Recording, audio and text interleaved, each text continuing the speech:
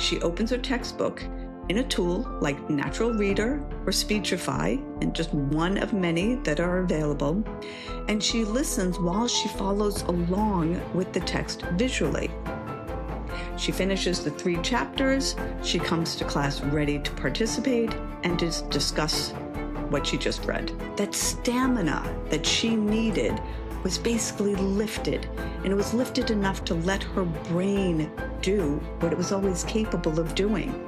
That's not cheating. That is like a wheelchair or a pair of glasses. It's a tool doing exactly what a tool is supposed to do.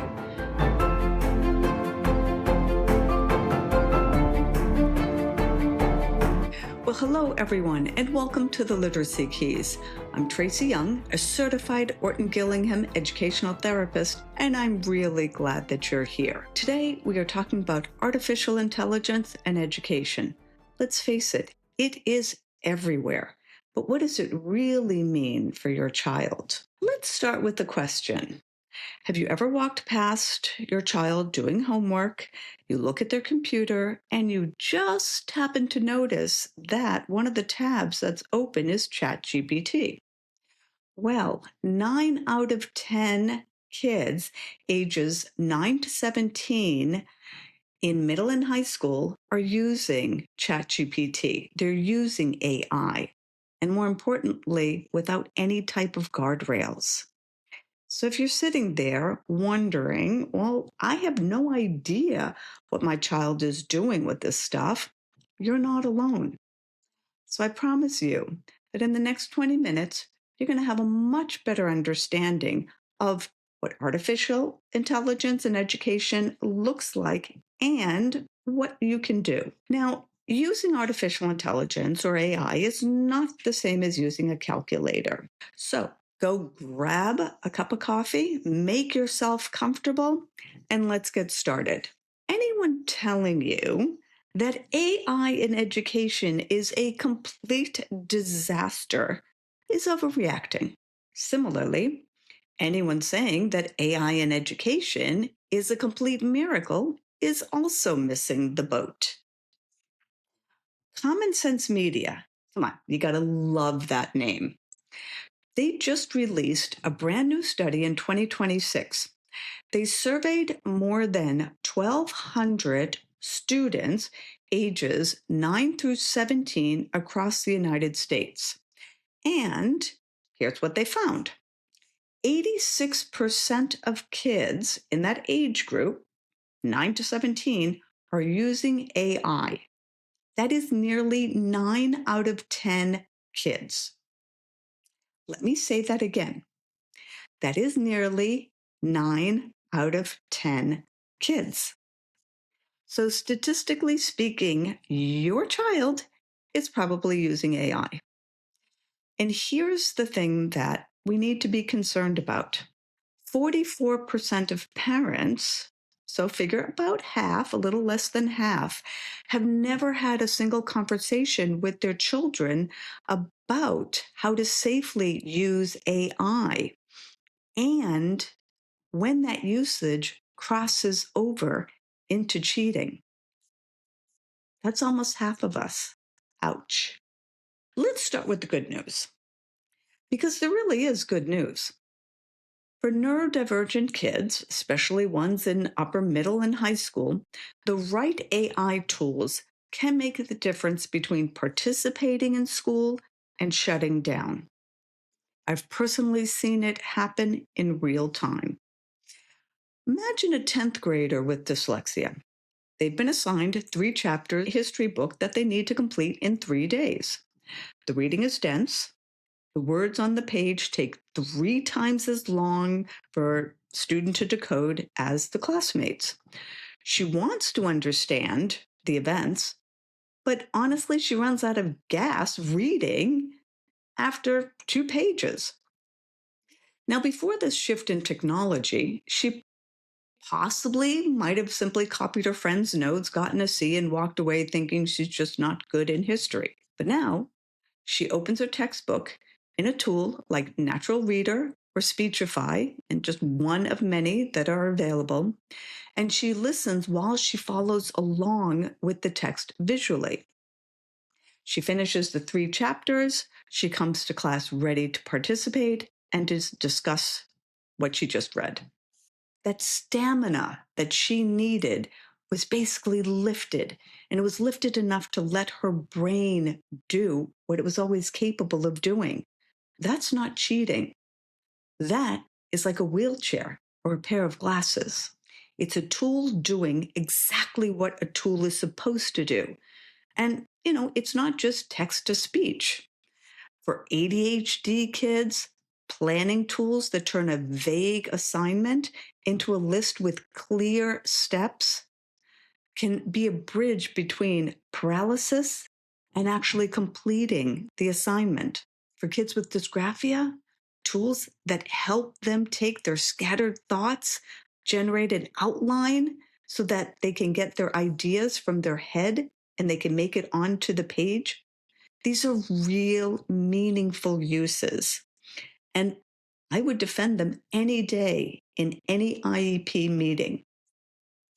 Now, here's where the common sense research gets really interesting. They asked kids, how hard is it for you to stay focused on school assignments? They took that question or the answer to that question, and then they cross-referenced it to actual usage.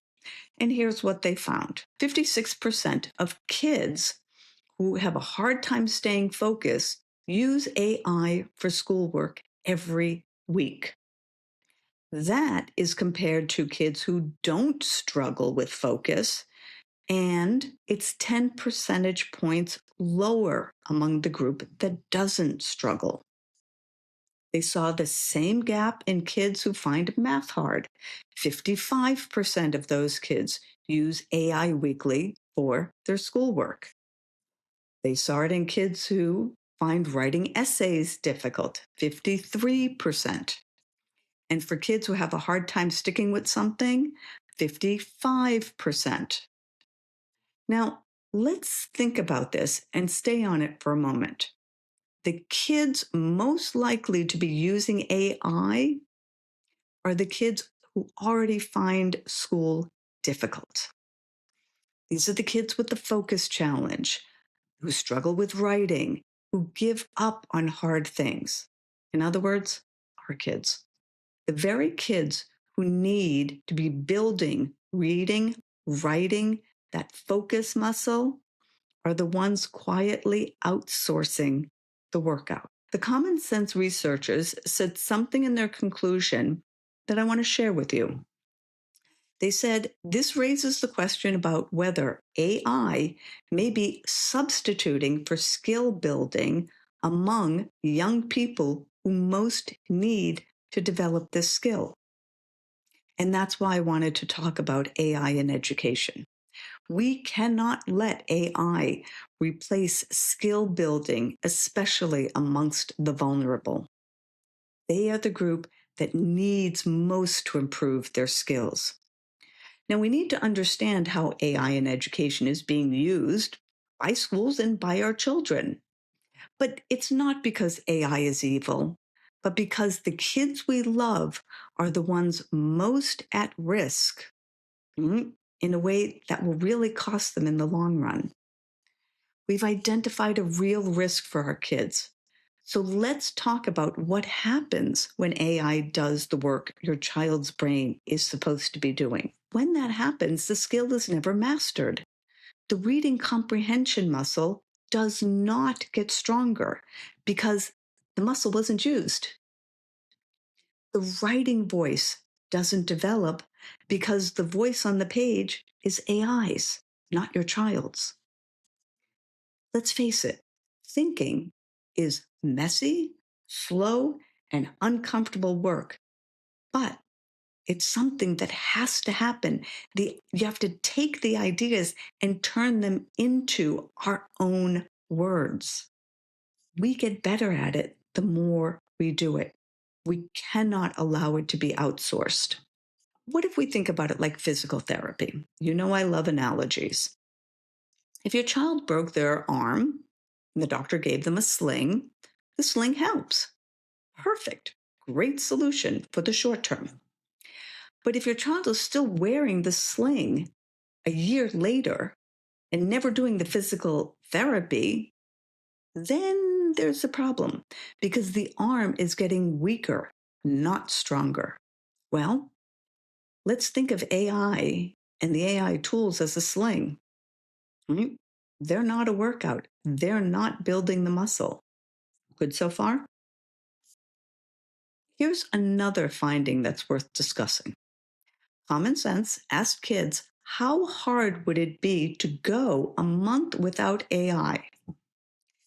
1 in 5, that's 20%, said it would be hard. Among daily users, 42%, almost half, a little under half, said it would be hard. But that's a hypothetical question.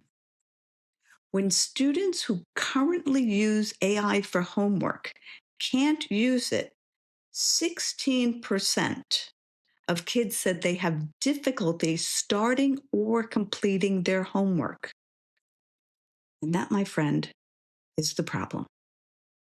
It's dependency, quietly forming among our middle schoolers and our high schoolers. Now, I'm not saying that to scare you. If you've been listening to the Literacy Keys, you know that is not how I operate. I'm saying this because I firmly believe that knowledge is power. So, how do you tell the difference between an empowering tool and one that's creating dependency? Simply ask yourself, is this tool helping my child access the work, or is it doing the thinking for them? Let me say it again. You're going to ask yourself, is this tool helping my child access the work or doing the work for them? It's as simple as that. Right? Now, let's walk through it. I'll give some examples because they always help. Reading a hard text aloud so your child can follow along, that's access. The thinking still happens in the brain. Summarizing the text in a paragraph so they never have to read it, that's outsourced thinking. Another example, helping brainstorm ideas for an essay, access. Writing the essay, outsourced thinking. Turning messy verbal explanations into a clean outline, access. Turning a one-sentence prompt into a 5 polished paragraph essay, outsourced. Same tool, 2 very different jobs. One builds your kid up, the other one shrinks their brain for failing to use it. Now, you don't need to be a text expert. You simply ask the question. And if you're not sure, ask your kid. You'd be amazed at what they'll tell you. Just simply ask them, hey, how's this helping you? You'd be amazed at how often they'll tell you the truth. You just have to ask. Now, let's digress for a second. Did you know that our dyslexic and dysgraphic kids can be falsely tagged for AI cheating? Let me paint a scenario in which it happens. Your child has spent years using tools like Grammarly or Read Aloud to manage their writing. The Common Sense Media study found that approximately 34% of kids use AI writing assistants like Grammarly. And we know our kids are using them. The drafts come out cleaner than if they didn't use it, right? Now, what happens when a teacher runs the paper through an AI detector? That detector is going to flag the usage. Suddenly, your kid is defending themselves in the principal's office for alleged cheating. Schools are starting to create AI frameworks that specify when AI can and cannot be used. My local school just created such a framework, and I asked them if they considered Grammarly to be AI. And this is important because, according to the framework, AI cannot be used for certain assignments. So a dyslexic student might be prevented from using a tool to access the curriculum. The question isn't if this will happen, but when this will happen. And there are specific things that you can do to prevent this. One, if your child has accommodations for written language, get the specific tool and mention it. Have it named in the IEP or the 504. Now, schools don't like to do that because then they're obligated to provide that specific tool. But that's okay. Explain the situation about an AI framework and ensuring that your child has access or can use tools to access the curriculum. Have it spelled out, dated, and signed, because that document is going to be your protection and your child's protection.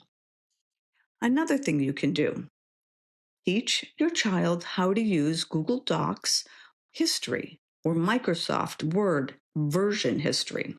Every time they write something, the platform saves a trail of the draft. And then, if your child's ever accused of something, then you can go back to the draft history and show a human at work. Slow typing, backspacing, rewording sentences, real writing that leaves real fingerprints. The third thing you can do is have a calm conversation with your child's teacher at the beginning of the school year. Explain which tools your child uses and why they use it. Not something defensive. It's not a defensive conversation and it's not an apologetic conversation. It's simply informational. And by doing it at the beginning of the year, you will save yourself some grief. Now, these AI frameworks will raise unanticipated situations for teachers that will need to be worked through. There are 3 small moves that can save your child a lot of grief. And I wouldn't be doing my job today if I didn't mention one more thing about the common sense research, what was uncovered. And it goes beyond AI and education. Kids are not just using AI for homework. Surprise, surprise. 57% of kids who use AI have used it to get advice about their health or their body. That's almost 6 out of 10 kids. 37% have used it to talk about their feelings with AI. In fact, 1 in 4, 25% of the kids who talk to AI about their feelings say that AI understands them better than most people do. Yikes. That's alarming. That number is not abstract. It might be your kid. And the fix is not better AI. The fix is more of you. Because more of the trusted adults in their life, a chat box is not going to love your child. Make sure that they know that. Okay, so I love talking about the theoretical and making it specific. And that's what this podcast is all about.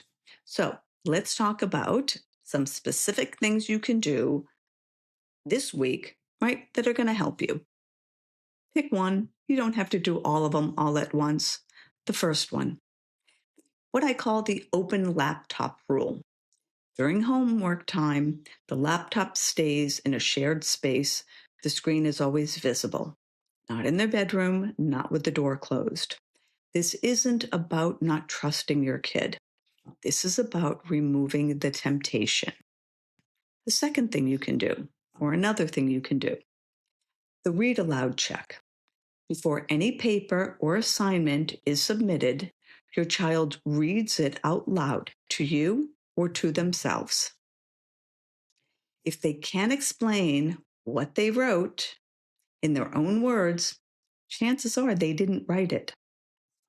This single move will catch more outsourcing than any AI detector is ever going to do. Another thing that you can do, have the AI safety conversation with your child. You might be one of the 44% who hasn't had that conversation yet. It doesn't need to be a big talk. It can be a brief chat over a snack. Start simply by mentioning that 9 out of 10 kids are using AI. Okay? Let's make sure that we're all on the same page about what's helpful and when it crosses the line. Suggest, hey, can we talk about it? Maybe this weekend, let's just sit down, maybe share how you're using it. Just want to understand it. It can be as simple as that. You don't need to be a tech expert to parent your kid in their usage of AI in education, right? You do not need to know how the algorithm works. You simply need to know what your child can do unaided, what they need support for, and what tools make them stronger. Most kids in the study said they wanted to try to answer the questions on their own. So if you're listening to this and you want help building a plan for your child, head over to the Literacy Keys and book a free 15-minute consultation. We can talk through where your child currently is at, what they can do, what's getting in the way, and what they can do next. And if this episode got you thinking, please share it with another parent. Thank you for listening to the Literacy Keys, and I will see you next week. Bye for now.